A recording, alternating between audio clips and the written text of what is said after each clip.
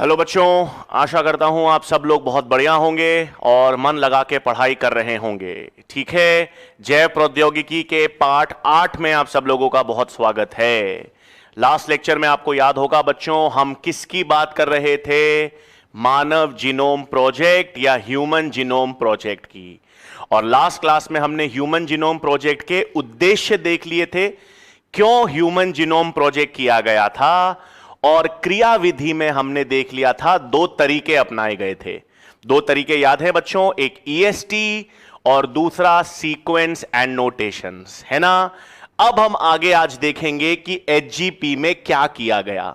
मानव DNA को या मानव genome को सीक्वेंस या क्रम कैसे पता किया गया, है ना बच्चों। तो इसमें क्या किया गया भाई, इस क्रियाविधि में सबसे पहले पूरे मानव डीएनए को, ठीक है, मानव डीएनए को रेस्ट्रिक्शन एंजाइम से उपचारित किया गया।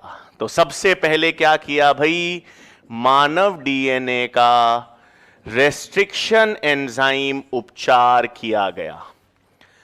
अब आपको पता है, जब आप मानव डीएनए को या मानव जीनोम को या किसी भी डीएनए को रेस्ट्रिक्शन एंजाइम से काटोगे तो रेस्ट्रिक्शन एंजाइम विशिष्ट पैलिंड्रोमिक क्रमों को पहचानेगी, विशिष्ट पैलिंड्रोमिक क्रमों के मध्य काटेगी, और जब वो विशिष्ट पैलिंड्रोमिक क्रम के मध्य काटेगी तो कई सारे डीएनए खंड उत्पन्न हो जाएंगे, है ना भाई।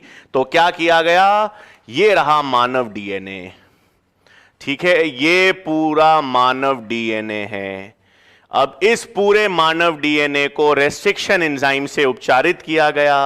तो रेस्ट्रिक्शन एंजाइम क्या करेगी, जहां जहां पर पैलिंड्रोमिक क्रम है वहां वहां पर काटेगी।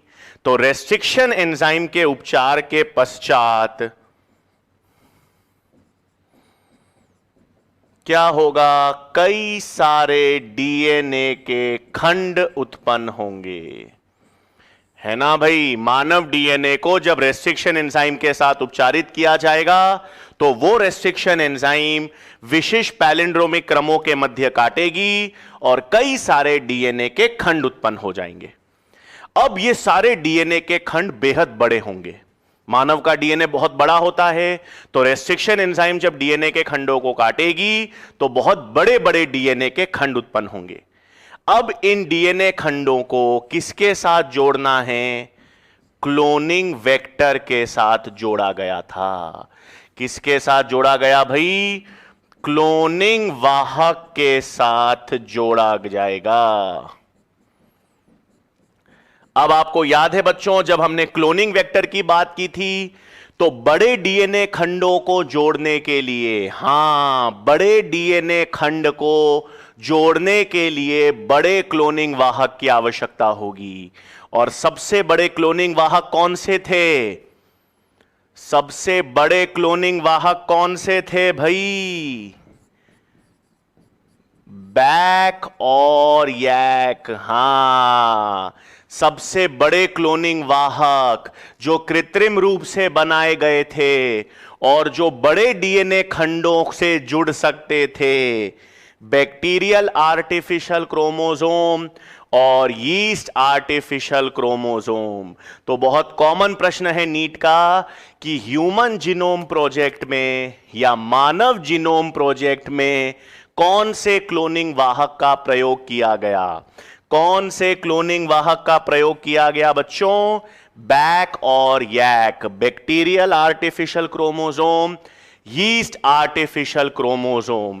याद रखना बच्चों, ये भी कैसे क्लोनिंग वाहक है, कृत्रिम क्लोनिंग वाहक हैं, ठीक है। कैसे क्लोनिंग वाहक हैं, कृत्रिम बनाए गए क्लोनिंग वाहक हैं। और बैक और यैक को ही क्यों यूज कर रहे हैं, प्लास्मिड डीएनए को क्यों नहीं यूज कर रहे, जीवाणु भोजी को, पश्च विषाणु को, इन सब क्लोनिंग वाहकों को, क्योंकि सब छोटे क्लोनिंग वाहक हैं। बड़े क्लोनिंग वाहक चाहिए जो बड़े डीएनए के खंडों के साथ जुड़ सकें। तो क्या किया भाई, क्रियाविधि में मानव डीएनए को रेस्ट्रिक्शन एंजाइम से उपचारित किया गया। रेस्ट्रिक्शन एंजाइम से उपचारित करने पर कई सारे डीएनए के खंड आ गए। वो कई सारे जो डीएनए के खंड आ गए, उन सब बड़े बड़े डीएनए खंडों को क्लोनिंग वाहक के साथ जोड़ दिया गया। ठीक है ना। तो देखो बच्चों, ये एक तरह की क्या बनाई गई है। यहां पर एक और चीज याद रखना, इसे क्या कहते हैं बच्चों, जीन लाइब्रेरी। हां, इसे हम और किसका नाम जान सकते हैं, जीन लाइब्रेरी भी कह सकते हो। जीन लाइब्रेरी का मतलब क्या है बच्चों, जब हमने पूरा मानव डीएनए ले लिया, एक कोशिका में जितना भी पूरा संपूर्ण मानव डीएनए लिया, संपूर्ण मानव डीएनए को रेस्ट्रिक्शन एंजाइम से उपचारित किया, तो कई सारे डीएनए के खंड आए। सभी सारे डीएनए खंड जो आए, उनको क्लोनिंग वाहक के साथ जोड़ दिया। मतलब संपूर्ण मानव डीएनए के जितने भी खंड हैं, उन सब को आपने क्लोनिंग वाहक के साथ जोड़ दिया। तो इसे ही क्या कहते हैं, जीन लाइब्रेरी का निर्माण। जब आप संपूर्ण मानव डीएनए के सारे डीएनए खंड को क्लोनिंग वाहक के साथ जोड़ देते हो और परपोषी कोशिका में डाल के संग्रहित कर देते हो, उसे क्या कहते हैं, जीन लाइब्रेरी कहेंगे। ठीक है, याद रखना, यहां पर संपूर्ण मानव डीएनए है। हां, पूर्ण मानव डीएनए को रेस्ट्रिक्शन एंजाइम से उपचारित किया गया। कई सारे डीएनए के खंड आए, सभी खंडों को अलग अलग क्लोनिंग वाहक, बैक या यैक क्लोनिंग वाहक में जोड़ा गया और जीन लाइब्रेरी का निर्माण किया गया। हां, अब आप सोचेंगे बच्चों, देखो यहां पर बी मतलब बैक्टीरिया है, यहां पर यैक का मतलब यीस्ट है। इसका मतलब आप यह भी सोच सकते हो बच्चों कि सर इसमें परपोषी कोशिका किसे यूज किया जाएगा। तो बिल्कुल सही सोच रहे हो, परपोषी कोशिका जीवाणु व कवक। जीवाणु व कवक भी कौन सी, यीस्ट, है ना भाई। आपने पूरा मानव डीएनए लिया, पूरे मानव डीएनए को रेस्ट्रिक्शन एंजाइम से काटा, कई सारे डीएनए के खंड आ गए, सबको क्लोनिंग वाहक बैक और यैक से जोड़ा।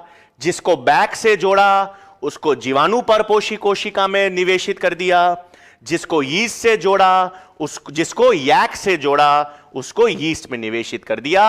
और इस पूरे को क्या कहेंगे, इस पूरे संग्रहालय को, पूरे मानव डीएनए का संग्रहालय है ये। अपन ने पूरे मानव डीएनए को खंडों में तोड़ दिया, सबके साथ क्लोनिंग वाहक के साथ जोड़ दिया, यीस्ट और जीवाणु कोशिका में संग्रहित कर दिया। इसे जीन लाइब्रेरी कहेंगे। अब ये तो संग्रहित कर दिया, क्रम पता करना है ना कि डीएनए का क्रम क्या है। भाई अपन को संग्रहालय थोड़ी बनाना है, जीन लाइब्रेरी तो बन गई, लेकिन डीएनए का क्रम ज्ञात करना है। ए टी सी जी ए, ये क्रम क्या है। तो क्रम पता लगाने की तकनीक का विकास दूसरे वैज्ञानिक ने किया। हां, किसने किया भाई, तो यहां पर आपको पता होना चाहिए, डीएनए क्रम ज्ञात करने की तकनीक। हां भाई, एफ सैंगर नामक वैज्ञानिक ने बताई। तो डीएनए क्रम ज्ञात करने की तकनीक एफ सैंगर ने बनाई। और उस तकनीक को क्या कहते हैं भाई, डाइडिऑक्सी या चेन टर्मिनेशन तकनीक। ठीक है भाई। तो कौन वैज्ञानिक थे, सैंगर नामक एक वैज्ञानिक थे। सैंगर नामक वैज्ञानिक ने डीएनए क्रम को ज्ञात करने की तकनीक बनाई। उस तकनीक को हम कहते हैं डाइडिऑक्सी या चेन टर्मिनेशन तकनीक। इसी तकनीक से डीएनए का क्रम पता कर दिया। देखो बच्चों, ये तकनीक जो है ना, ये भी बहुत जबरदस्त तकनीक है। अगर आप लोग बायोटेक्नोलॉजी का कोर्स लेते हो आगे चलकर, है ना, नीट में तो नहीं है, नीट या एमबीबीएस में नहीं है, लेकिन जब हम बायोटेक्नोलॉजी का कोर्स करते हैं या बायोटेक्नोलॉजी का कोर्स हम फॉरेन यूनिवर्सिटी से जाके करते हैं तो वहां पर यह तकनीक जरूर बताई जाती है। ठीक है, बहुत इंटरेस्टिंग तकनीक होती है जिसमें हम डीएनए का क्रम पता करते हैं। लेकिन हमारे लिए नीट के लिए और एमबीबीएस कोर्सेज के लिए इस तकनीक का नाम पता होना चाहिए, और यह किस वैज्ञानिक ने दी है? सैंगर ने। तो सैंगर नामक वैज्ञानिक ने डीएनए क्रम को ज्ञात करने की तकनीक बनाई जिसे हम कहते हैं डाइडिऑक्सी या चेन टर्मिनेशन तकनीक, और डीएनए का क्रम ज्ञात कर लिया गया। ठीक है, अब एक चीज भाई, सारा डीएनए का क्रम तो ज्ञात किया गया, लेकिन एक चीज आपको याद रखनी है, गुणसूत्र 1। भाई अपन ने तो कहा था कि भाई ह्यूमन जीनोम प्रोजेक्ट जो है वो 2003 में पूरा हो गया, मतलब 2003 तक इस सैंगर की जो तकनीक है उससे अपन ने सारे डीएनए का क्रम पता कर लिया। लेकिन एक चीज रह गई थी, गुणसूत्र 1 जो है ना, उसका क्रम, उसका उस पर जो डीएनए है, गुणसूत्र 1 पर जो डीएनए है उसका क्रम मई 2006 में पूरा हुआ। तो इसका क्रम मई 2006 में पूरा किया गया। तो कौन सा ऐसा गुणसूत्र था जिसका क्रम अंत में पता किया गया? वो था गुणसूत्र 1। हां, लेकिन हम जब प्रोजेक्ट वर्ष लिखते हैं तो 1990 से, आप बोलोगे सर 2006 लिखना चाहिए, बट 1990 से 2003 लिखते हैं क्योंकि 2003 तक बाकी सभी गुणसूत्र का, सारे डीएनए का क्रम ज्ञात कर लिया था, उस पर रिपोर्ट भी तैयार हो गई थी, सब कुछ हो गया था। हां, केवल कुछ कमी रह गई थी वो गुणसूत्र 1 के डीएनए क्रम की, जो मई 2006 में पूरा हो गया। लेकिन लिखने के लिए हमेशा लिखा जाता है 1990 से 2003 में मानव जीनोम प्रोजेक्ट है। ठीक है भाई, तो क्या किया गया था वापस देखेंगे। हम क्या कर रहे थे? मानव डीएनए का क्रम ज्ञात करना था, संपूर्ण मानव डीएनए का क्रम ज्ञात करना था। तो संपूर्ण मानव डीएनए को रेस्ट्रिक्शन एंजाइम से उपचारित किया गया। रेस्ट्रिक्शन एंजाइम से उपचारित करने पर डीएनए के छोटे छोटे खंड आ गए, डीएनए के बड़े बड़े खंड आ गए, सॉरी। इन सभी बड़े डीएनए खंडों को क्लोनिंग वाहक के साथ जोड़ना था। कौन से क्लोनिंग वाहक का यूज किया गया? बैक और यैक का यूज किया गया, और फिर इनको परपोषी कोशिका, जीवाणु और यीस्ट में डाल दिया गया। एक जीन लाइब्रेरी तैयार कर दी गई जिसमें संपूर्ण मानव डीएनए के खंड थे। अब फिर क्रम ज्ञात करने के लिए कौन सी तकनीक इस्तेमाल की गई? डीएनए क्रम को या न्यूक्लियोटाइड क्रम को ज्ञात करने के लिए सैंगर की तकनीक यूज की गई, डाइडिऑक्सी चेन टर्मिनेशन। इससे मानव डीएनए का क्रम भी पता कर लिया गया, और 2006 में थोड़ा सा एक गुणसूत्र 1 का जो डीएनए है उसका क्रम 2006 में पूरा हो गया। ठीक है भाई, तो ये तो पूरी क्रियाविधि हो गई। अब जब पूरा मानव डीएनए का क्रम ज्ञात कर लिया गया, संपूर्ण मानव डीएनए का क्रम ज्ञात कर लिया गया, तो क्या उपलब्धि, क्या इंफॉर्मेशन हमको मिली? तो अब हम बात करेंगे वही एचजीपी के लक्षण की। ठीक है भाई, कि क्या क्या चीजें मालूम चली हमको। तो पहली चीज मालूम चली कि मानव डीएनए में या मानव जीनोम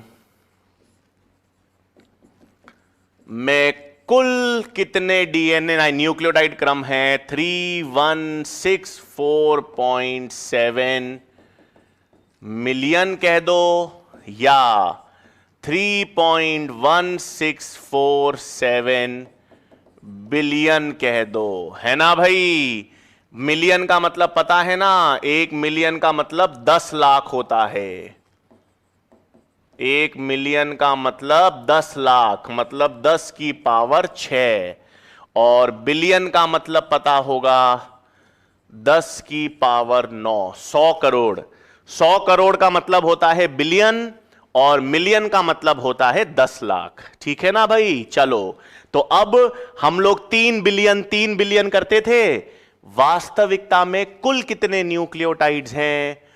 3.164.7 बिलियन क्षारक जोड़े उपस्थित होते हैं। तो मानव जीनोम में कुल कितने बेस पेयर हैं भाई?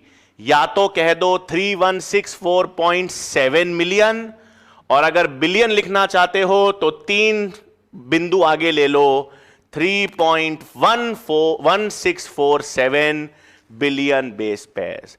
हम जो 3.3 कर रहे थे ना, 3.3 बिलियन बेस पेयर्स, वो तो अप्रोक्सीमेट था। एग्जैक्ट कितने, सटीक संख्या क्या है? सटीक संख्या ये है 3.1647 बिलियन क्षारक जोड़े। ये मालूम चल गया। फिर ये भी मालूम चला कि जितने इंसान हैं, सारे मानव जो हैं, सभी में 99.9% डीएनए एक समान है। हां, 99.9% डीएनए सभी व्यक्तियों में एक समान।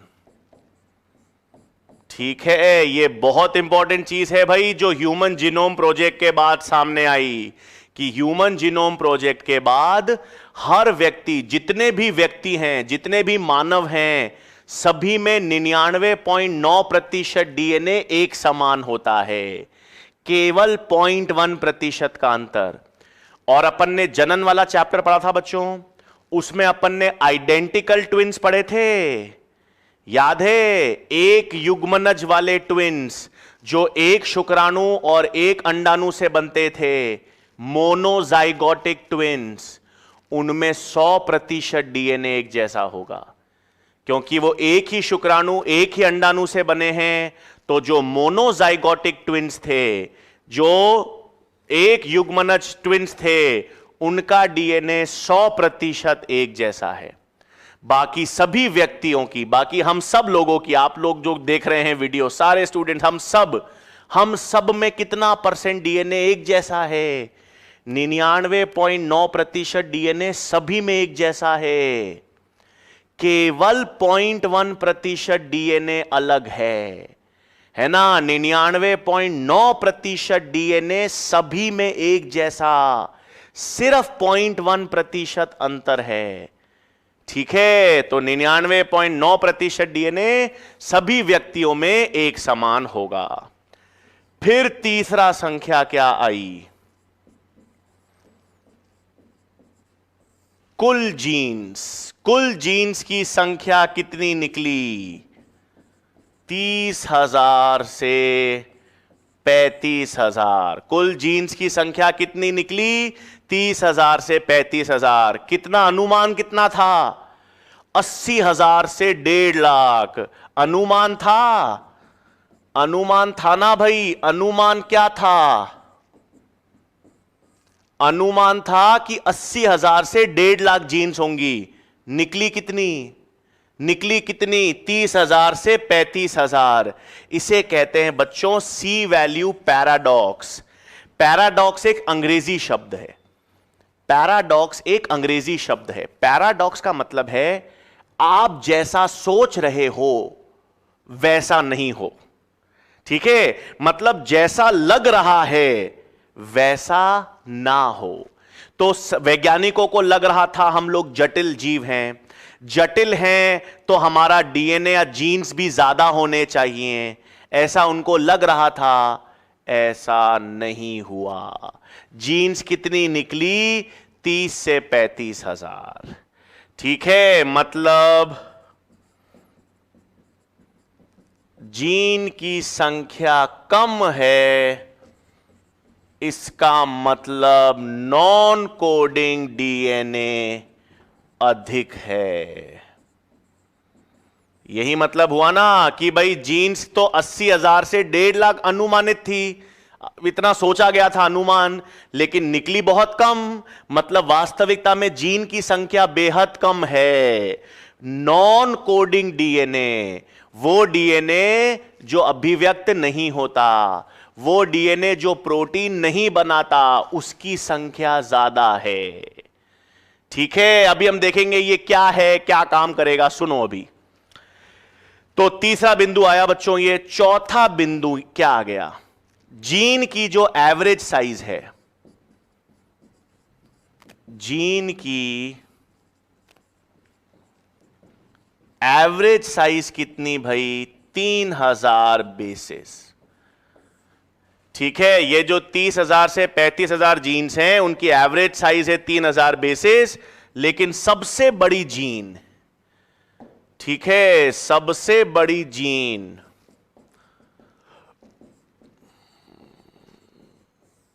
वो है बच्चों मस्क्यूलर डिस्ट्रोफिन की जीन है। कौन सी जीन है, मस्क्यूलर डिस्ट्रोफिन की जीन। इसकी साइज 2.4 मिलियन बेसेस। सबसे बड़ी जीन क्या है, एक सेकेंड,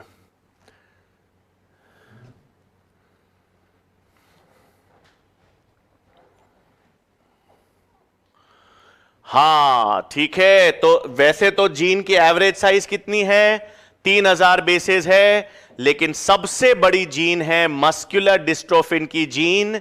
और ये जीन कौन से गुणसूत्र पर होती है, एक्स गुणसूत्र पर। ये जीन कौन से गुणसूत्र पर है, एक्स गुणसूत्र पर मस्कुलर डिस्ट्रोफिन की जीन होती है और उसकी साइज 2.4 मिलियन बेसिस।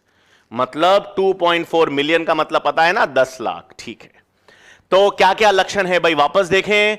एचजीपी के लक्षण क्या क्या हैं। पहले तो मानव जीनोम में एग्जैक्ट संख्या मालूम चल गई।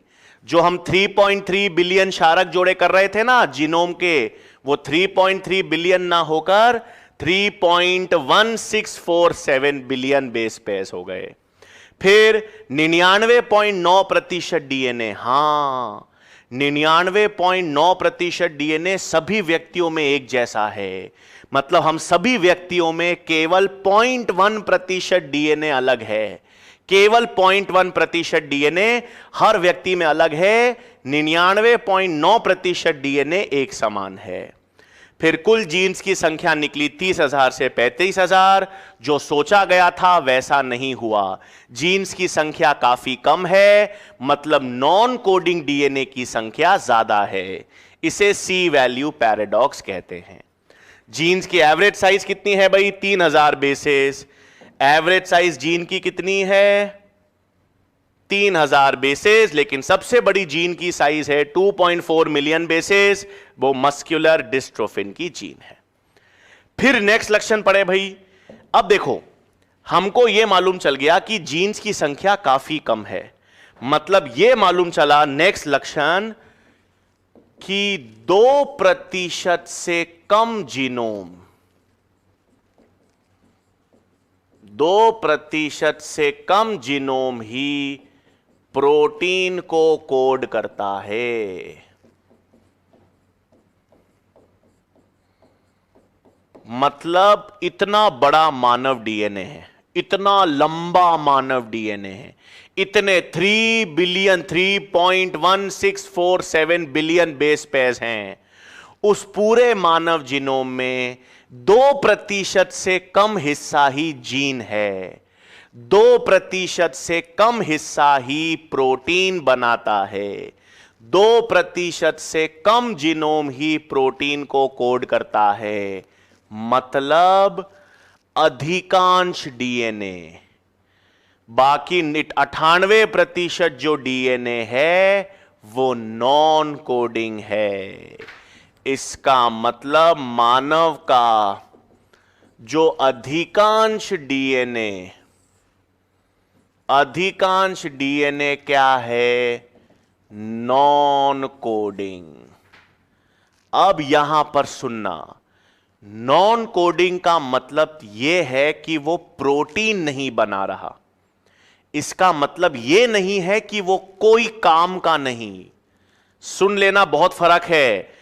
नॉन कोडिंग का मतलब है वो प्रोटीन नहीं बना रहा, लेकिन इसका यह कतई मतलब नहीं है कि वो कोई काम का नहीं है।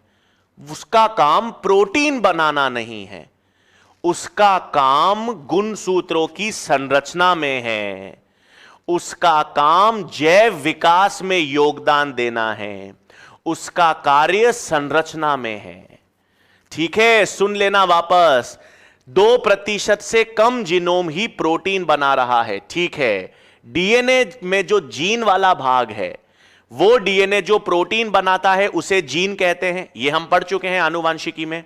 तो पूरे मानव डीएनए में 2% से कम हिस्सा ही प्रोटीन बनाता है। बाकी जो 98% डीएनए है वो प्रोटीन नहीं बना रहा, नॉन कोडिंग है, लेकिन काम कर रहा है। प्रोटीन नहीं बना रहा, लेकिन संरचना में, गुणसूत्रों के आकार या संरचना बनाने में, जैव विकास में उसका योगदान है। तो अधिकांश डीएनए नॉन कोडिंग होता है,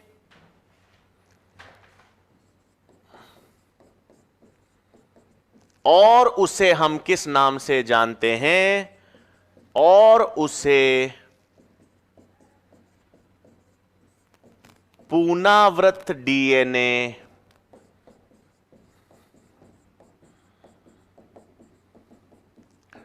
या रेपिटेटिव डीएनए कहते हैं। ठीक है भाई, क्या है, ध्यान देंगे। 2% से कम जीनोम जो है वो प्रोटीन बना रहा है, वो तो बात हो गई। अधिकांश डीएनए जो है वो नॉन कोडिंग है, प्रोटीन नहीं बनाता, और उसे क्या कहते हैं? पुनरावृत्त डीएनए। अभी हम पुनरावृत्त डीएनए की बात भी करेंगे, सैटेलाइट डीएनए, पुनरावृत्त डीएनए सब पढ़ेंगे एक एक करके। लेकिन जो डीएनए प्रोटीन नहीं बनाता, नॉन कोडिंग है, उसे अपन ने क्या कह दिया बच्चों? पुनरावृत्त डीएनए। ठीक है, अब इसका कार्य या इस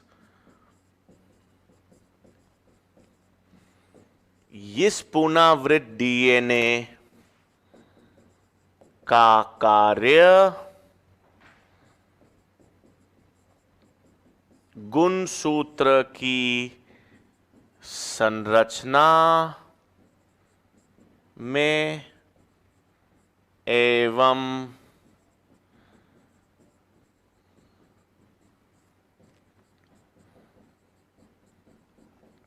जैव विकास में योगदान होता है।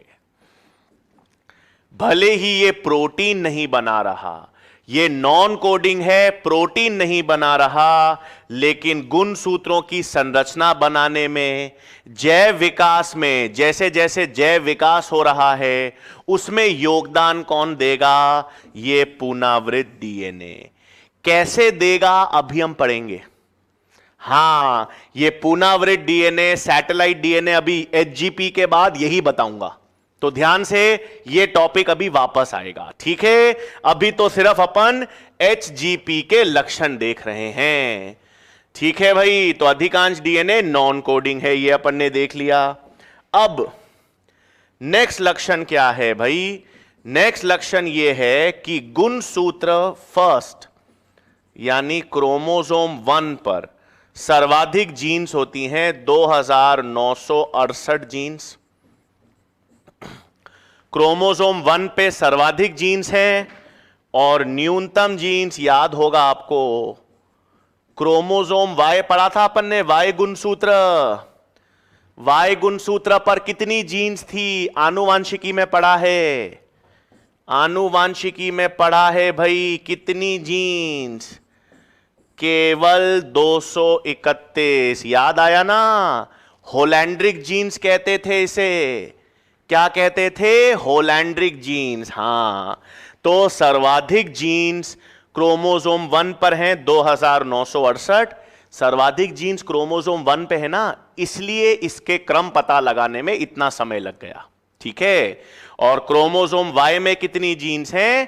केवल 231। तो न्यूनतम जीन्स क्रोमोसोम Y पे, सर्वाधिक जीन्स क्रोमोसोम 1 पर।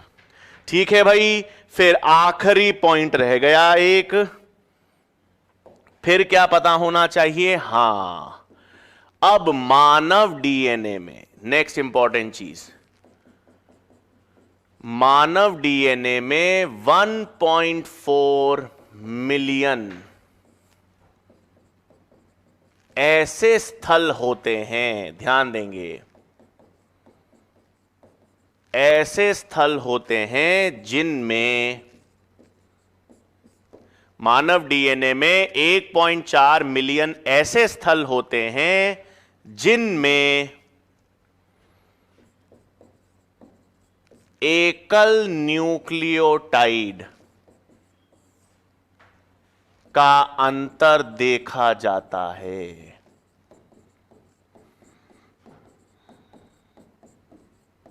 जिसमें क्या है बच्चों, एकल न्यूक्लियोटाइड का अंतर देखा जाता है, उसे कहते हैं SNP, सिंगल न्यूक्लियोटाइड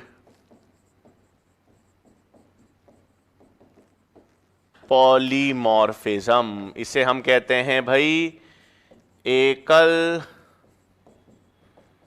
न्यूक्लियोटाइड बहुरूपता। क्या है भाई, वापस सुनो। आप कोई भी दो मानव डीएनए ले लो, हमको यह पता है दो मानव डीएनए में 99.9% डीएनए एक समान है, लेकिन दोनों मानव डीएनए में 0.1% अंतर है। इसका मतलब जब आप दो मानव डीएनए को देखोगे तो दो मानव डीएनए में 1.4 मिलियन जगह ऐसी होगी। मतलब पूरे मानव डीएनए में 1.4 मिलियन जगह ऐसी हो सकती है जहां पर एक एक न्यूक्लियोटाइड का अंतर हो।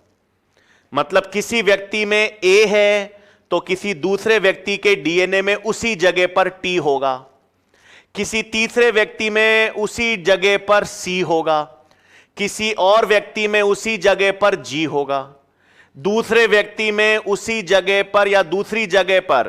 तो ऐसे 1.4 मिलियन क्षेत्र ऐसे हैं। 1.4 मिलियन यानी 1.4 मिलियन जगह ऐसी है जहां पर एक न्यूक्लियोटाइड का अंतर दो व्यक्तियों में मिलेगा, और उसे क्या कहते हैं, SNP, या उसे क्या कहेंगे, सिंगल न्यूक्लियोटाइड पॉलीमॉर्फिज्म। क्या कहेंगे भाई, सिंगल न्यूक्लियोटाइड पॉलीमॉर्फिज्म।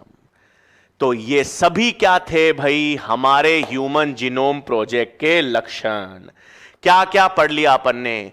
जैसे ही ह्यूमन जीनोम प्रोजेक्ट पूरा हुआ हमें क्या क्या मालूम चल गया, हमें मालूम चल गया एग्जैक्ट सटीक संख्या कितनी है जीनोम की, 3.1647 बिलियन बेस पेयर्स हैं। ठीक है, उसमें भी 99.9% डीएनए सभी व्यक्तियों में एक जैसा है। कुल जीन्स की संख्या 30,000 से 35,000 ही हैं। 2% से कम जीनोम ही प्रोटीन को कोड करता है। अधिकांश डीएनए प्रोटीन नहीं बनाता, नॉन कोडिंग है। लेकिन प्रोटीन नहीं बनाता, गुणसूत्रों के संरचना बनाने में और जैव विकास में अपना योगदान देगा। सर्वाधिक जीन्स गुणसूत्र 1 पर होंगी, न्यूनतम जीन्स गुणसूत्र Y पर होंगी, और पूरे मानव डीएनए में 1.4 मिलियन जगह ऐसी होगी जहां पर एक एक न्यूक्लियोटाइड का अंतर दिखेगा। उन्हें हम क्या कहेंगे, SNPs।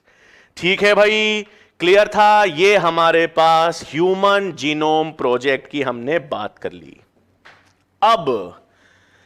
अब हम बात करेंगे भाई, यहां बिल्कुल सही, अब हम यहां पर बात करेंगे सैटेलाइट डीएनए एवं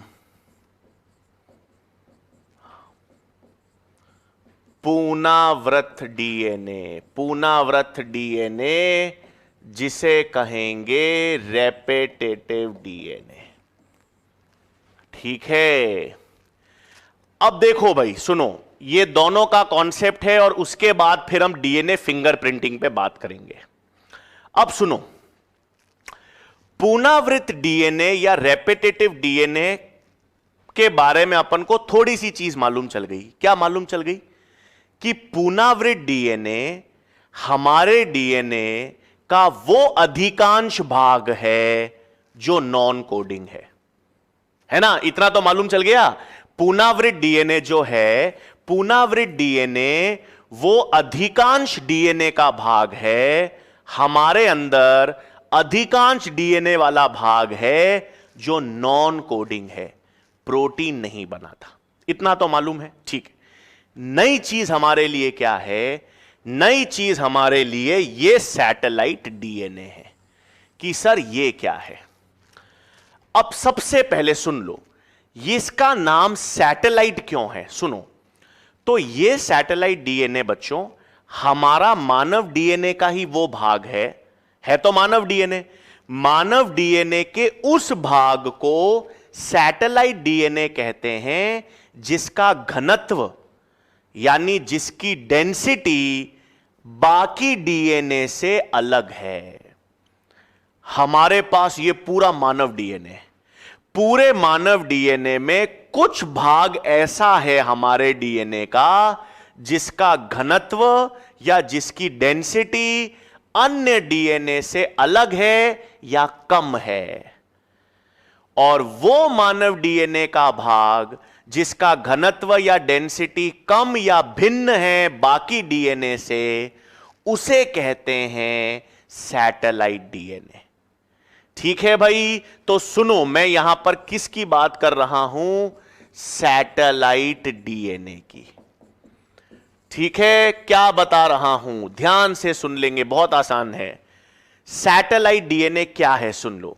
सैटेलाइट डीएनए हमारा डीएनए का ही भाग है और हमारे डीएनए का वो भाग है जिसका घनत्व या जिसकी डेंसिटी बाकी डीएनए से भिन्न है यानी कम है। तो क्या है भाई? सैटेलाइट डीएनए में लिख रहा हूं मैं, मानव डीएनए का वह भाग जिसका घनत्व यानी बच्चों डेंसिटी अन्य डीएनए से भिन्न मतलब कम होती है। अब ये पता कैसे चला, है ना? पता कैसे चला कि मानव डीएनए का कुछ ऐसा भाग है जिसका घनत्व बाकी डीएनए से कम है या अलग है? कैसे पता चला? अपकेंद्रण तकनीक के द्वारा। हां, कैसे पता चला? अपकेंद्रण, याद है ना? सेंट्रीफ्यूगेशन। हां, अपकेंद्रण या सेंट्रीफ्यूगेशन के दौरान। अपकेंद्रण भी बच्चों मैंने कहा था एक सेपरेशन टेक्निक होती है। अपकेंद्रण या सेंट्रीफ्यूगेशन में अपन घनत्व के आधार पर अंतर पता करते हैं। जिसका घनत्व ज्यादा होता है वो नीचे की ओर अवसादित होता है, जिसका घनत्व या भार कम होता है वो ऊपर की ओर रहता है। तो घनत्व के आधार पर जब अपन अंतर या सेपरेशन करते हैं तो उस तकनीक को क्या कहते हैं? अपकेंद्रण या सेंट्रीफ्यूगेशन। तो करते क्या हैं आप, है ना? किसी भी मानव कोशिका से, सुनो, किसी भी मानव कोशिका से डीएनए निकाल लो। किसी भी मानव कोशिका से जब आप डीएनए निकाल लोगे ना और उस पूरे डीएनए का अपकेंद्रण करोगे तो एक डीएनए तो है, मुख्य डीएनए का भाग तो नीचे की ओर अवसादित हो जाएगा और कुछ डीएनए का भाग ऊपर की ओर रहेगा। क्यों? क्योंकि उसका घनत्व बाकी डीएनए से अलग है, कम है, और उसे ही क्या कहेंगे? Satellite DNA. उसे ही क्या कहेंगे? Satellite DNA. क्लियर है भाई? देखो बहुत आसान कर रहा हूं चीज, ये समझ आ गया ना तो कोई दिक्कत ही नहीं होगी। दिक्कत क्यों नहीं होगी? क्योंकि हम आगे समझेंगे ये दोनों एक ही चीज है, अलग अलग नहीं है, दोनों एक ही चीज है। ठीक है, चलो अभी रुको। तो सैटेलाइट डीएनए मानव डीएनए का ही भाग है जिसका घनत्व कम है, बाकी डीएनए से अलग है। अब सवाल है घनत्व कम क्यों है? घनत्व कम इसलिए है क्योंकि इसका न्यूक्लियोटाइड क्रम बाकी डीएनए के न्यूक्लियोटाइड क्रम से भिन्न होगा। भाई है तो डीएनए, डीएनए में एडेनिन, गुआनिन, साइटोसिन, थाइमिन यही तो होते हैं। लेकिन इस सैटेलाइट डीएनए का जो न्यूक्लियोटाइड क्रम है वो न्यूक्लियोटाइड क्रम बाकी डीएनए के न्यूक्लियोटाइड क्रम से अलग होगा। इसी का कारण तो है कि उसका घनत्व भी अलग होगा। तो इसका न्यूक्लियोटाइड क्रम में पुनरावृत डीएनए होता है।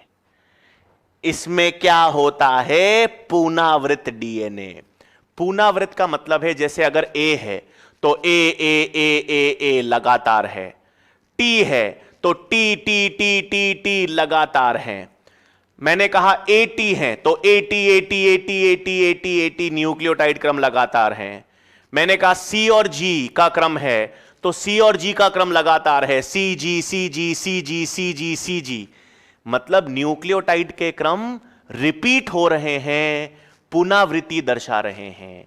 और ऐसे पुनरावृत न्यूक्लियोटाइड का क्रम इस सैटेलाइट डीएनए में मिलेगा। तो इस सैटेलाइट डीएनए में दूसरा बिंदु, इस सैटेलाइट डीएनए में या इसमें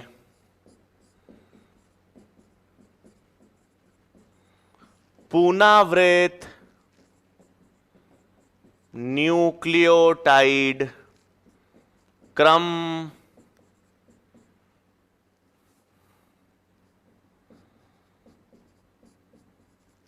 पाए जाते हैं।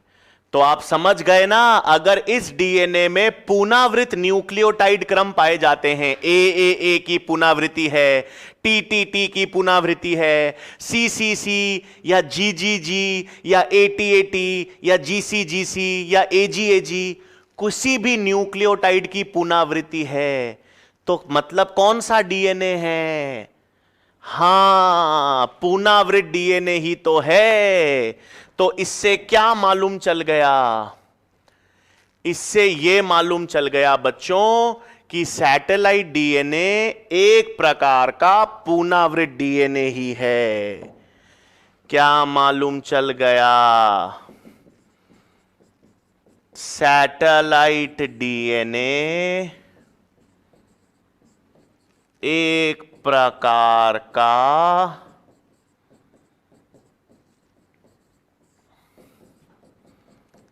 पुनरावृत डीएनए ही है, अलग अलग नहीं, एक ही चीज है। तो सर दो अलग अलग नाम क्यों? जब एक ही चीज है आप कह रहे हो तो दो अलग अलग नाम क्यों हैं? अरे भाई क्योंकि पता अलग अलग चला ना। वैज्ञानिकों ने क्या किया? वैज्ञानिकों ने पूरा मानव डीएनए लिया, वैज्ञानिकों ने पूरा मानव डीएनए लिया और पूरे मानव डीएनए का अपकेंद्रण कर दिया।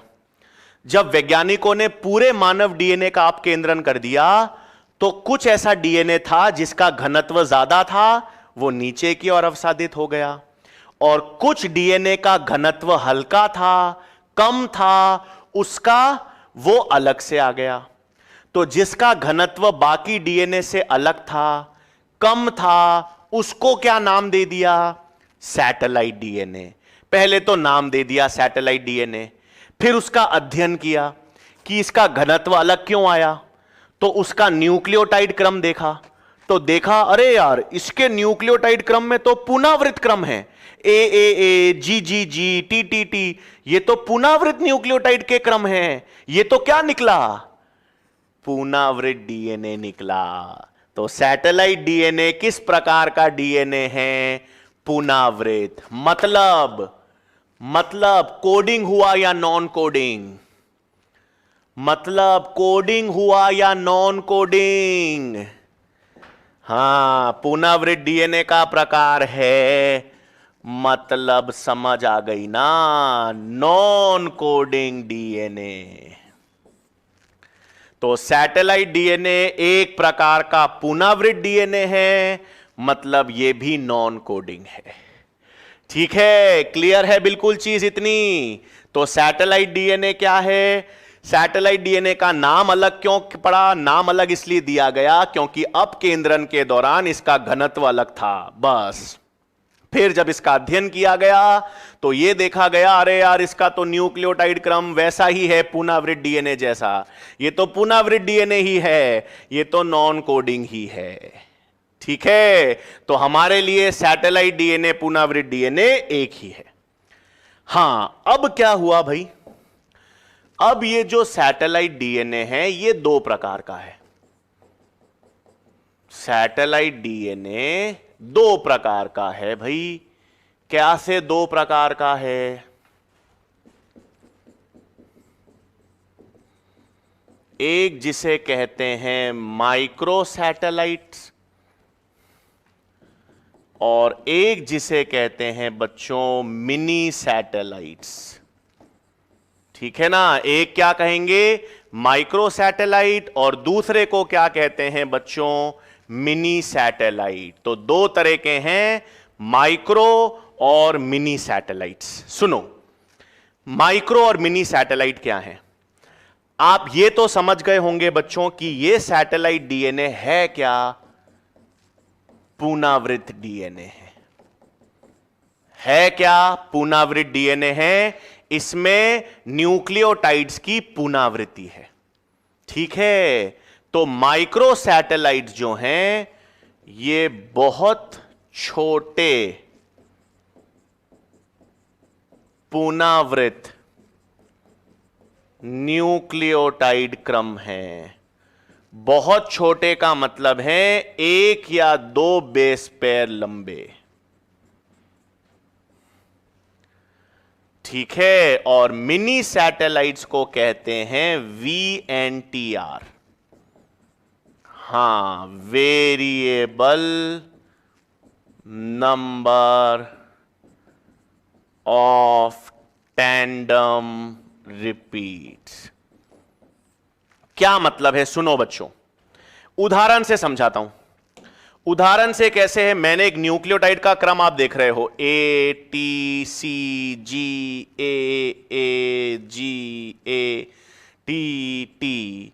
ये एक न्यूक्लियोटाइड का क्रम है बच्चों।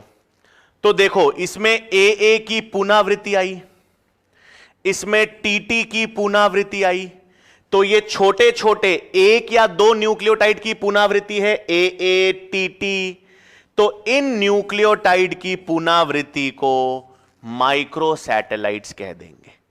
बहुत दो दो की, मतलब ए लगातार आ गए, TT आ गए, GG आ गए, CC आ गए। ये एक दो बेस पेयर की पुनरावृत्ति अगर है ना, ये एक दो बार वापस आ गया AAA, TTT, तो ये एक या दो बार पुनरावृत्ति अगर हो गई तो इतने छोटे पुनरावृत डीएनए को माइक्रो सैटेलाइट्स कहेंगे। इसकी पहचान करना मुश्किल है क्योंकि एक एक दो दो न्यूक्लियोटाइड कहां पर हैं, एक एक दो दो न्यूक्लियोटाइड की पुनरावृत्ति कहां पर है, यह पता करना थोड़ा मुश्किल है। मिनी सैटेलाइट जो हैं बच्चों, ठीक है, अब मिनी सैटेलाइट जो हैं उन्हें कहते हैं VNTR। क्या कहते हैं? Variable number of tandem repeat. Tandem repeat का मतलब देखो बच्चों, A के बाद T आया, ये देखो AT AT AT AT AT, CG CG CG CG, GA GA GA GA। ये इस तरह की पुनरावृत्ति क्या कहलाती है? Tandem repeat.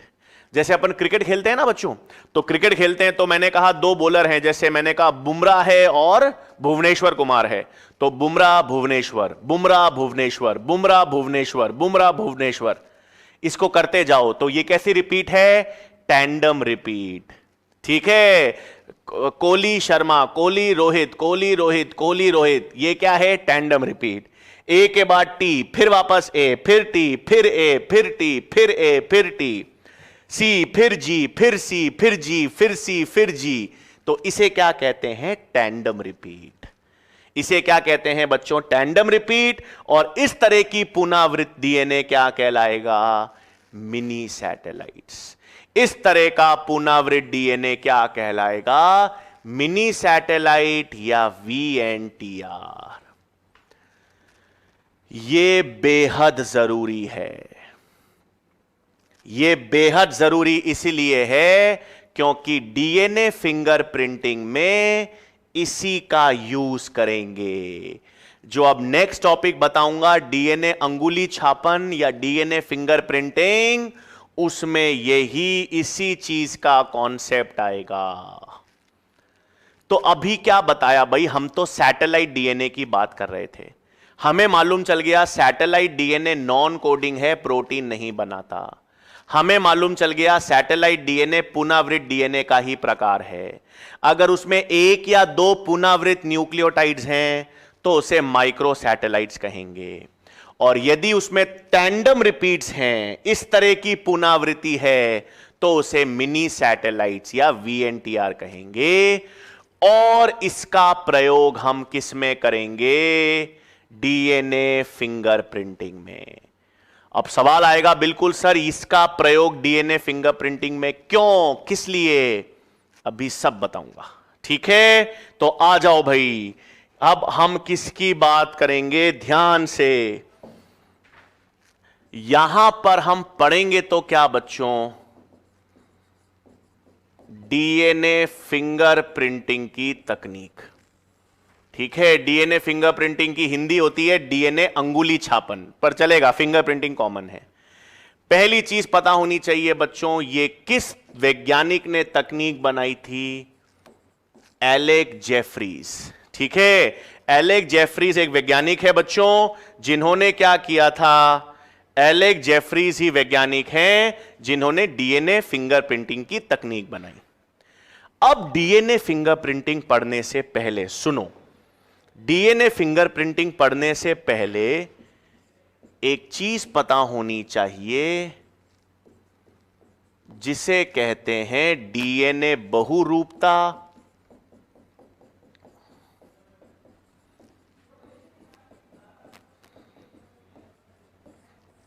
या डीएनए पॉलीमॉर्फिज्म।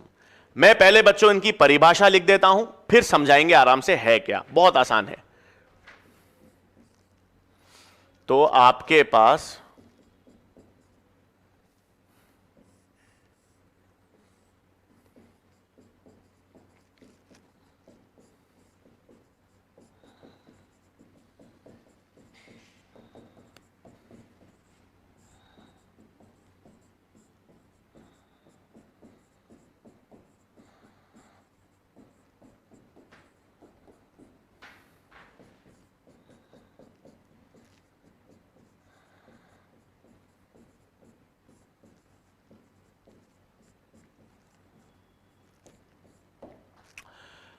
देखो बच्चों, मैंने पहले तो परिभाषा क्या लिखी है, देखो मैंने डीएनए बहुरूपता की परिभाषा लिखी है।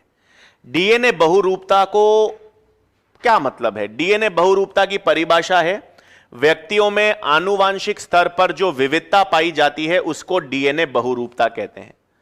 क्या मतलब? कुछ नहीं, बहुत सिंपल, सुनो। हमको यह पता है दो व्यक्तियों में 99.9% डीएनए एक जैसा है ना? 99.9% डीएनए हर व्यक्ति में एक जैसा है। इसका मतलब 0.1% डीएनए हर व्यक्तियों में अलग भी तो है। 0.1% डीएनए हर व्यक्ति में अलग है। हर व्यक्ति में 0.1% जो डीएनए अंतर है, वही तो हर व्यक्तियों की विविधता है। आज आपका और मेरा डीएनए 99.9% एक जैसा है, लेकिन आपका और मेरे डीएनए में आनुवांशिक विविधता कितनी है? 0.1%। तो आपका और मेरा डीएनए, और आपका क्या, आपका और किसी और का भी डीएनए, अगर आप मोनोजाइगोटिक ट्विंस नहीं हैं, अगर आप लोगों में से कोई जुड़वा बच्चे हैं भाई जो मोनोजाइगोटिक ट्विंस हैं, तो कोई विविधता नहीं है, तो 100% डीएनए आप लोगों का एक जैसा है। लेकिन उनको छोड़ दें तो अन्य सभी व्यक्तियों में 0.1% डीएनए अंतर है, और वो सभी व्यक्तियों में अलग है। सभी व्यक्तियों में यही आनुवांशिक विविधता है। इसे ही क्या कहेंगे? डीएनए बहुरूपता। कहने का मतलब है हर व्यक्ति का 0.1% डीएनए एक दूसरे से अलग है। हर व्यक्ति का 0.1% डीएनए हर दूसरे व्यक्ति से अलग है। इसे ही क्या कहेंगे? डीएनए बहुरूपता।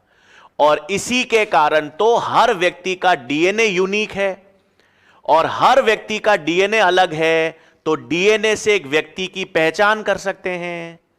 इसी का सिद्धांत तो डीएनए फिंगरप्रिंटिंग में यूज करेंगे। इसी का सिद्धांत तो डीएनए फिंगरप्रिंटिंग में यूज करेंगे। आ रही है बात समझ में? हर व्यक्ति में 0.1% जो अंतर है, जो विविधता है, उसे डीएनए बहुरूपता अपन ने कह दिया। क्योंकि हर व्यक्ति में 0.1% डीएनए अलग है। मेरा डीएनए अलग है, आपका अलग है, सब में 0.1% अलग है ना। 99.9% तो समान है, लेकिन 0.1% अंतर है, तो हम उसी अंतर को ढूंढेंगे। भाई 99.9% डीएनए तो एक समान है, उसमें क्या पता कर लोगे? वो तो सबका एक जैसा है, लेकिन सब में 0.1% अलग है। तो सब में 0.1% जो विविधता है, उसी की पहचान डीएनए फिंगरप्रिंटिंग में करेंगे। सही बात? बिल्कुल सही बात है। अब सुनो, ठीक। अब मेरा यह सवाल है कि हर व्यक्ति में आपका और मेरा डीएनए ले लेते हैं, ठीक है बच्चों? आपका और मेरा डीएनए दोनों 0.1% एक दूसरे से अलग है। हम दोनों में, या आप अपन दोनों में 0.1% डीएनए एक दूसरे से अलग है। अब ये जो 0.1% अंतर है आपके और मेरे डीएनए में, इसको आप कहां ढूंढोगे? है तो पूरा मानव डीएनए। सुनो, अब देखो मैंने क्या किया। मान लो यहां पर एक और देखो, बहुत मजेदार चीज है। ये रहा मेरे पास पूरा मानव डीएनए। आ जाओ,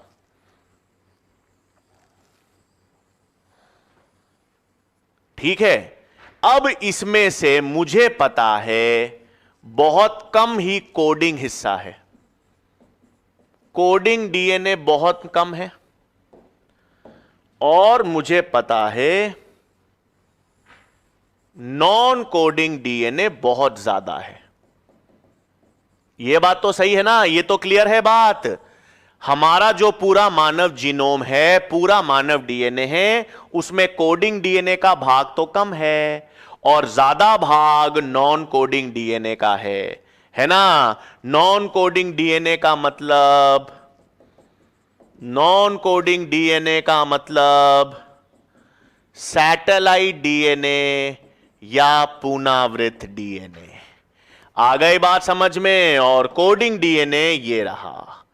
इतना तो क्लियर मैंने कर दिया भाई, आसान कर दिया चीज, कि भाई बहुत कम डीएनए है जो कोडिंग है, और बहुत ज्यादा डीएनए जो है, बहुत बड़ा पार्ट जो डीएनए, अधिकांश डीएनए है, वो नॉन कोडिंग है, जिसे मैंने कह दिया सैटेलाइट डीएनए। ये इसके बाद मैंने आपसे कहा कि हम में तो 99.9% डीएनए एक जैसा है। 99.9% डीएनए एक समान है।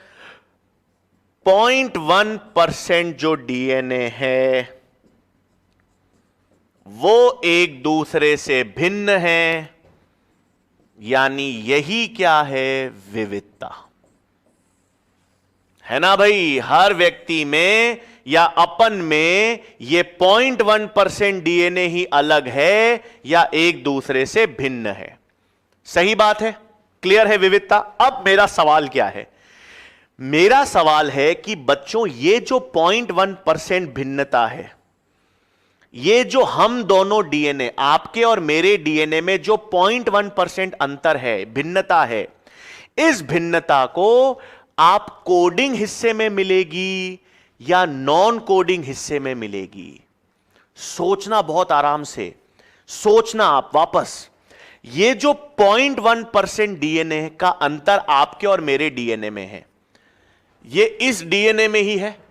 यहां से लेकर यहां तक ये जो पूरा डीएनए है, इस पूरे डीएनए में आप और मैं 0.1% अलग हैं।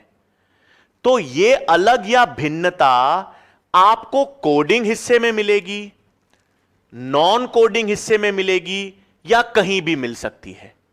सोच के बताना।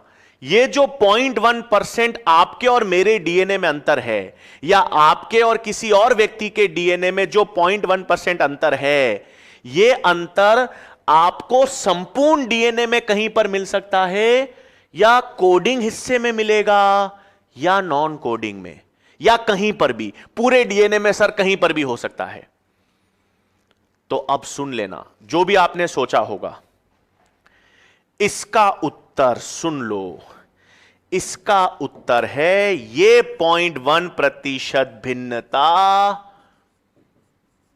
नॉन कोडिंग डीएनए में मिलेगी। किस में मिलेगी? ये जो 0.1% अंतर है या भिन्नता है, ये नॉन कोडिंग डीएनए में मिलेगी। अब आप पूछ रहे होंगे सर क्यों, कोडिंग में क्यों नहीं मिलेगी? अब सुनो, आप और मैं, आपके अंदर भी इंसुलिन प्रोटीन है, मेरे अंदर भी इंसुलिन प्रोटीन है। आपका इंसुलिन मेरा इंसुलिन सेम है, सेम है। आपके अंदर हीमोग्लोबिन, मेरे अंदर हीमोग्लोबिन सेम है, सेम है। आपके अंदर कोलेजन प्रोटीन, नाखून में, बालों में केराटिन प्रोटीन, मेरे नाखून और बालों में भी केराटिन प्रोटीन। मतलब आपके शरीर में जो प्रोटीन है वही तो मेरे शरीर में भी प्रोटीन्स हैं। इंसुलिन है, एंजाइम्स पेप्सिन, ट्रिप्सिन, वो एंजाइम्स मेरे शरीर में भी हैं। तो ये सब एंजाइम और प्रोटीन्स को कोड कौन कर रहा है? जीन। जीन मतलब कौन सा भाग? कोडिंग भाग। वो तो आप में और मेरे में सेम है, वो तो आप में और मेरे में सेम है।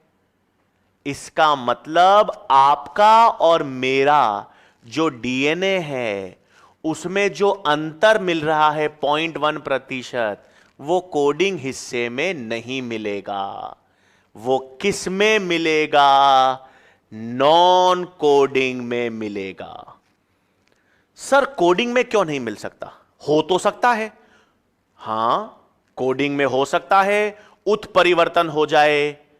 आज आपके हीमोग्लोबिन में, इनफैक्ट चलो आपका छोड़ो, मेरे हीमोग्लोबिन वाला जो जीन है डीएनए, उसमें कोई परिवर्तन आ गया तो मेरे को थैलेसीमिया हो सकता है, सिकल सेल एनीमिया हो सकता है। कोडिंग हिस्से में अगर आप कोई भिन्नता या परिवर्तन लाओगे तो उससे रोग उत्पन्न हो सकते हैं, उससे आपके जनन क्षमता पे प्रभाव पड़ सकता है, आपके कार्यकी पर प्रभाव पड़ सकता है। अगर नॉन कोडिंग में कोई अंतर आएगा, हमेशा यह भिन्नता या आनुवंशिक विविधता नॉन कोडिंग में आती है। जैव विकास नॉन कोडिंग में होगा। क्यों? नॉन कोडिंग में आप न्यूक्लियोटाइड क्रम परिवर्तित करके देख लो। नॉन कोडिंग डीएनए में आप न्यूक्लियोटाइड क्रम में परिवर्तन लेकर आओ, उससे कोई प्रोटीन पे फर्क पड़ेगा? नहीं पड़ेगा, प्रोटीन बनाता ही नहीं है वो। इसीलिए तो जैव विकास में योगदान देता है, इसीलिए तो दो व्यक्तियों की पहचान में योगदान देता है, इसीलिए तो ये गुणसूत्रों की संरचना बनाएगा, क्योंकि इसको प्रोटीन तो बनाना ही नहीं है। प्रोटीन बनाने का काम इस डीएनए का है। ये काम है भाई, इसका काम है प्रोटीन बनाना, एंजाइम्स बनाना, हार्मोन्स बनाना, कार्यकी में योगदान देना। ये उससे फ्री है भाई। प्रोटीन तो कोडिंग डीएनए तू बना, तू कार्यकी पे, जनन पर, उन पर काम कर, है ना। मानव की कार्यकी में कोडिंग डीएनए काम करेगा, जनन में कोडिंग डीएनए काम करेगा। ये फ्री है, इसको जनन से, कार्यकी से कोई लेना देना नहीं। ये तो बोलेगा भाई मेरे में सब परिवर्तन, जितनी विविधता लानी है मेरे में लाओ, क्योंकि मेरे में विविधता आने पर व्यक्ति के जीवन पर कोई फर्क नहीं पड़ रहा। लेकिन मैं धीरे धीरे जैव विकास में योगदान दूंगा, मैं गुणसूत्रों की संरचना को बनाने में योगदान दूंगा। तो आपके और मेरे में जो 0.1% अंतर है ना बच्चों, आपके और मेरे डीएनए में या किसी भी दूसरे व्यक्तियों के डीएनए में जो 0.1% भिन्नता है वो किस हिस्से में होगी? नॉन कोडिंग डीएनए में मिलेगी। किस में मिलेगी? नॉन कोडिंग डीएनए में। क्यों? क्योंकि ये जनन क्षमता को प्रभावित नहीं करता, कार्यकी को प्रभावित नहीं करता, है ना भाई? तो मैं लिख दूं, तो आपको हमेशा पता होना चाहिए जो आनुवांशिक विविधता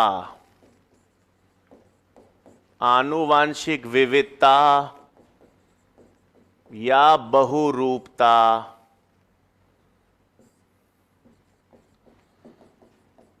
नॉन कोडिंग डीएनए में पाई जाती है, चूंकि वह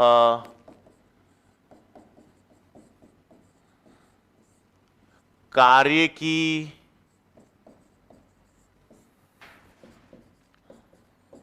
एवं जनन क्षमता को प्रभावित नहीं करती। आ गई बात समझ में भाई कि ये कोई भी आनुवांशिक विभिन्नता आएगी, कोई भी आनुवांशिक विविधता या बहुरूपता आप ढूंढोगे, दो व्यक्तियों में जो 0.1% अंतर ढूंढोगे, आगे चलकर किसी और दो व्यक्तियों में 0.1% अंतर ढूंढोगे, वो आपको नॉन कोडिंग डीएनए में मिलेगी। क्यों?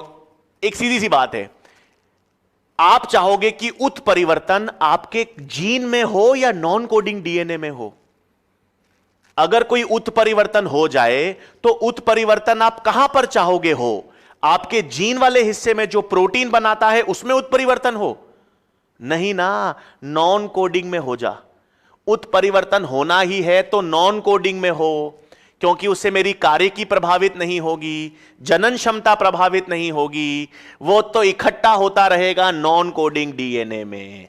हां, और वो उत्परिवर्तन इकट्ठे हो के आगे जैव विकास तो करेंगे, एवोल्यूशन तो करेंगे। इसलिए नॉन कोडिंग डीएनए फालतू नहीं है। प्रोटीन नहीं बना रहा लेकिन फालतू नहीं है, आगे चलकर जैव विकास में योगदान देगा, गुणसूत्रों की संरचना में योगदान देगा, सारे विविधता को एकत्रित करेगा। ठीक है बच्चों, क्लियर है ये चीज? तो अब समझ आ गई ना आपको? एक चीज आ गई होगी। तो अगर 0.1% अंतर आपको नॉन कोडिंग डीएनए में मिलेगा, मतलब सैटेलाइट डीएनए में मिलेगा। इसीलिए तो डीएनए फिंगरप्रिंटिंग में वीएनटीआर का पहचान करेंगे। इसीलिए एक पॉइंट लिख रहा हूं, डीएनए फिंगरप्रिंटिंग का जो सिद्धांत है वो किस पे आधारित है? वीएनटीआर की पहचान पर। अंतर नॉन कोडिंग 0.1% अंतर ढूंढना है, वो नॉन कोडिंग डीएनए में मिलेगा, सैटेलाइट डीएनए में मिलेगा, और हम उसकी पहचान कौन से सैटेलाइट डीएनए में करेंगे? वीएनटीआर में। ठीक है, तो अगली क्लास में बच्चों, अगली क्लास में हम जैव प्रौद्योगिकी का चैप्टर पूरा कर लेंगे। अगले लेक्चर में डीएनए फिंगरप्रिंटिंग के सिद्धांत देखेंगे और कुछ एंजाइम्स की बात करेंगे, और अगली कक्षा में हम बायोटेक्नोलॉजी का चैप्टर यानी 2 चैप्टर बच्चों, सिद्धांत और अनुप्रयोग पूरे कर लेंगे। ठीक है बच्चों, आशा करता हूं यहां तक चीजें क्लियर होंगी। डीएनए फिंगरप्रिंटिंग के पद की बात हम कल नेक्स्ट लेक्चर में विस्तार से करेंगे। थैंक यू, धन्यवाद।